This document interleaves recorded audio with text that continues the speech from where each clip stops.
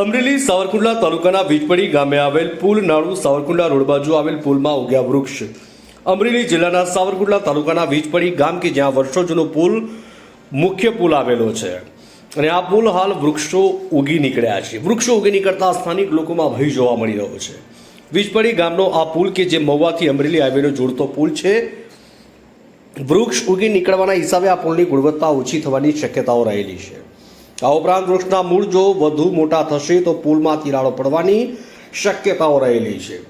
આ ઉપરાંત આ પુલ ઉપર બંને સાઈડ સેફટી વોલ પણ તૂટી ગયેલી હાલતમાં છે। પહેલાના સમય પ્રમાણે પુલના સમારકામ માટે કાયમી ધોરણે કર્મચારીઓ હતા, પરંતુ હાલ નથી, જેના કારણે પુલ ઉપર ચોમાસાની ઋતુમાં પાણી ભરાઈ રહે છે।